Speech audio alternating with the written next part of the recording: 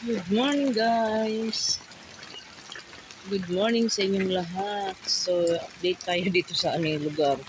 Sobrang sama ng panahon. Kagabi pa, malakas ang ulan.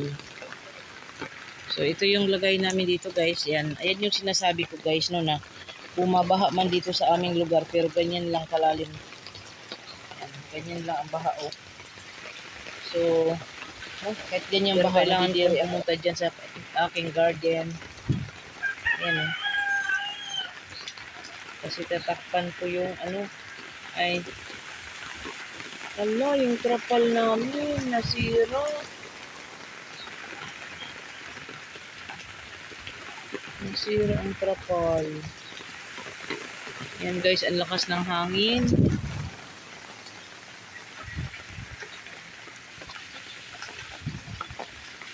Yan. Ayan ang lagay ng panahon nasa amin ngayon. Sobrang lakas ng hangin dito guys.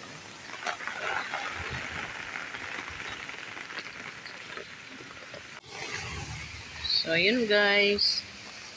Yan, sa lahat ng mga panood ng aking video ngayon. So, ingat po tayo palagi guys. So, dito po sa lugar namin ay sobrang safe naman po dito sa lugar namin guys, no? Yan. Yan. Pero ang tinignan ko lang yung garden ko guys. Yung taniman ko ng aking mga gulay. So, ayan ang status ng aking taniman ng gulay ngayon. Yan, natumba na yung aking lakas ng hangin. So, natumba ang aking ang aking malunggay, tapos yung mga mais ko. Ayan. Yan guys, lakas ng hangin talaga. Kahapon ko lang nalaman na may bagyong Enteng pala.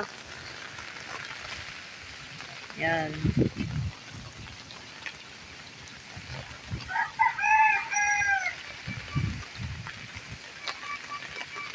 So, ayun lang guys. Uuwi na ako sa amin. Yan. Buti, ayun.